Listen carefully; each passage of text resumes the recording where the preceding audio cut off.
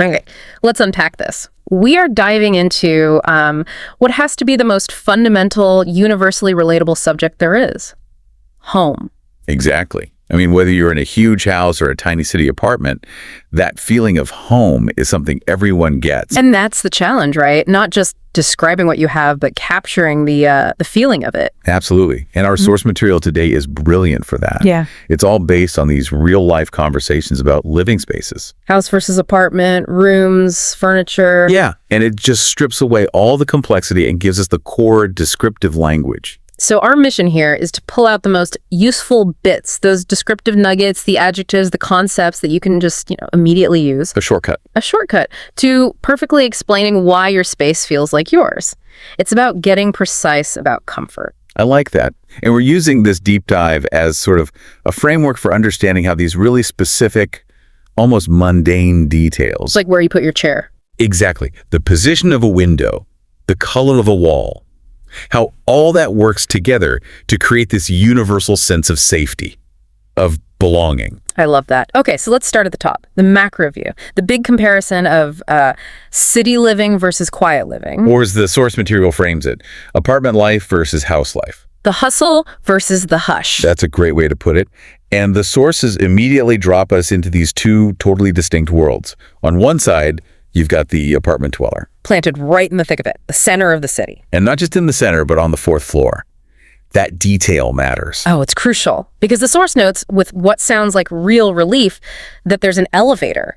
And, for city living, that's not a luxury. No, it's a non-negotiable. If you're carrying groceries or you're just exhausted, that elevator is everything. And that convenience, that central location, it comes with the classic urban trade-off: noise. Isn't there a busy street? The source mentions constant cars, buses. So your baseline sensory experience is just loud. Right. And the outdoor space for this apartment perfectly reflects that whole dynamic. It's a small balcony. Just big enough to stand on, basically. Yeah, for standing, drinking your morning coffee, and just looking down at the view. It's a very vertical perspective. You're watching the street life, the people, the other buildings. You're an observer of the city machine from, a safe distance. Now, contrast that with the house. The house is described as small, which I think is an important detail. It's manageable. But its single biggest feature is the garden. We're talking flowers. Yeah. A small tree, and the environment is described with just 2 words. Very quiet. The hustle is completely replaced by the hush. It's a direct exchange. Grass and tranquility for that high-rise view. But the house, it requires an investment of time. The source points out that cleaning is hard work. Because even a small house is just bigger. It has more rooms than an apartment. So you're trading that proximity for peace and maybe convenience for commitment. You have to take care of it. It's fascinating how the building itself dictates your daily life. The apartment demands less cleaning, but more tolerance for noise. While the house demands more work, but gives you that complete sensory relief. For you, the listener, it really helps you figure out your own priority, doesn't it? Noise and convenience, or quiet and a bit of work. And the source material just nails it by saying the core difference is grass versus a balcony. I love that line. But it reminds us that, despite all these differences, noise, maintenance, whatever, both places fulfill that same basic emotional need. They're special places where you feel safe and happy. And that's the definition of home, no matter what the floor plan looks like. That connection between the building and the feeling is so important. Okay, so now let's get past the front door and start unpacking the vocabulary for the rooms inside. Let's start with the communal spaces. First up, the living room. The room you see first. The zone for relaxing. And it's all about how the furniture creates the function of the room. Take the first example. The source describes a big, comfortable gray sofa. Right there you get 3 adjectives. Big, comfortable, gray. It immediately gives you a sense of size, texture, and the visual style. And that's where the resident watches TV, which is mounted on the wall. A smart move to save floor space. And it's paired with a small coffee table. Very functional. It's for your tea, for your book. But then we get a second, even richer example. And this one gives us the key adjective we were really looking for. Ah, yes. The second space has a blue sofa. But more importantly, a big, soft armchair. And its placement is everything. It's right next to the window. Because of the light, the sun comes in, making it the perfect spot for reading. And that specific setup is the definition of cozy. It's not just comfortable, it's warm and comfortable. It's this deliberate little nook they've created.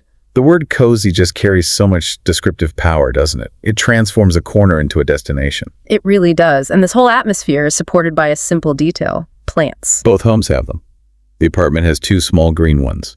And the source adds this really human detail that they sometimes forget to water them, which, feels very real. Totally. And the house has a big plant in the corner, more of a statement piece. Okay, so moving from relaxing to sustenance, let's go to the kitchen. And the first thing that jumps out is the size contrast. The apartment has a small but modern kitchen.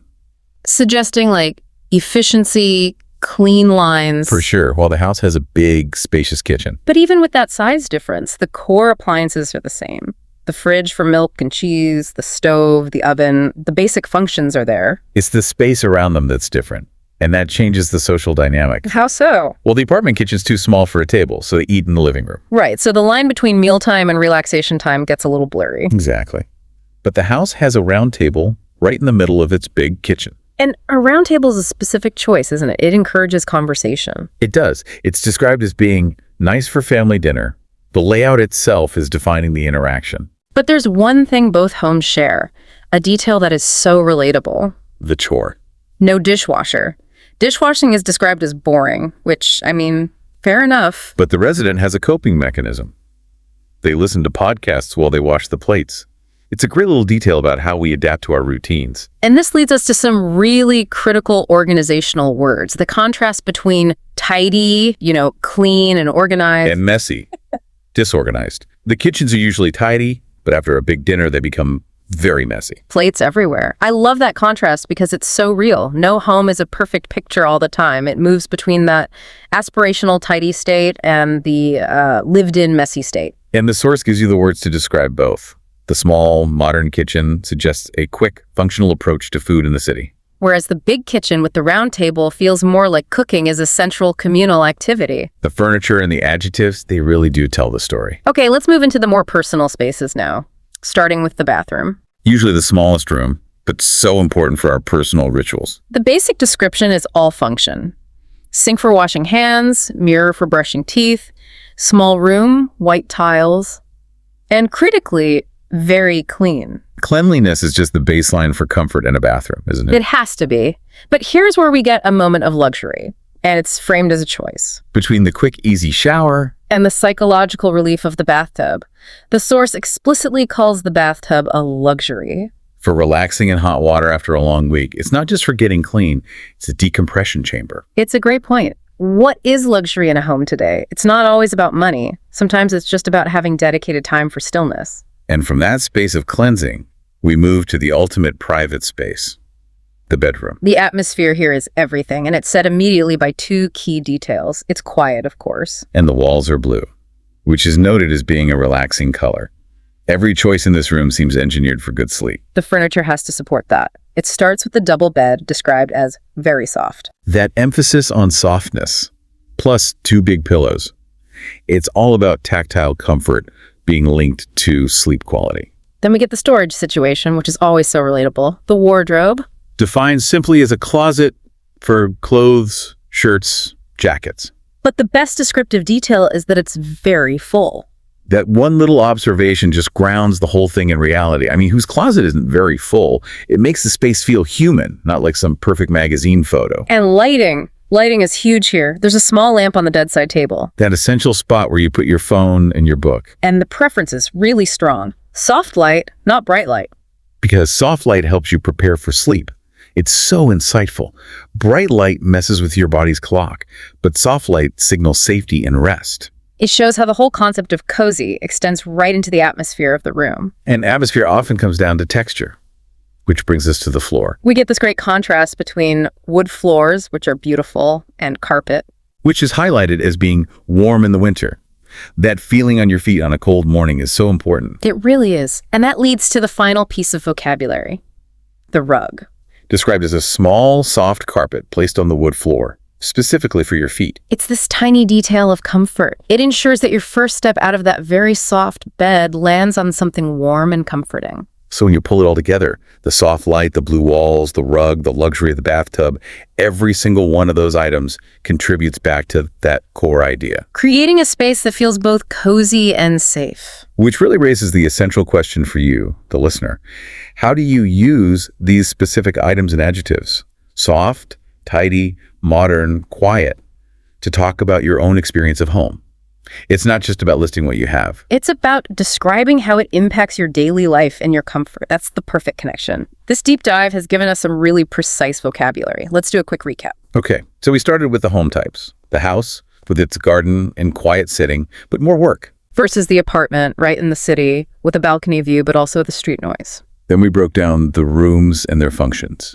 The living room for relaxing, with its comfortable sofa and that cozy reading nook by the window. The kitchen for cooking. We saw the contrast between a small modern one and a big one with a round table for family dinners. And, the constant shift between tidy and messy. And the private spaces. The bathroom, with its functional cleanliness, but also the luxury of the bathtub. And the bedroom, optimized for sleep with a very soft bed, relaxing blue walls, and that all-important soft light. Or finally, those core adjectives and concepts. Cozy, noisy, quiet, messy, tidy, modern. And that focus on the senses with softness and warmth. We really hope this proves that describing the places you see every day can be incredibly rich. You just need to focus on those functional, specific words we've pulled out. And that focus on function brings us back to one of my favorite lines from the source material. The idea that a home is where you feel safe and happy, and also where you keep your coffee. It's the perfect line. It's the collision of the big abstract idea of safety with the tiny essential detail. The location of the coffee defines the whole space. It does. So we want to leave you with this final thought to mull over as you look around your own space tonight. If the most important thing in a home can be something as simple as where you keep your coffee, what small, everyday, specific detail in your own living space is the most vital for your personal sense of safety and comfort? A detail maybe nobody else would even notice. Is it the way the light hits a certain spot in the afternoon, the softness of that rug under your feet? Or is it that your wardrobe, even though it's very full, holds exactly what you need? Consider that detail. Think about what it really tells you about your personal definition of home. Thank you for joining us for the deep dive. We'll catch you next time.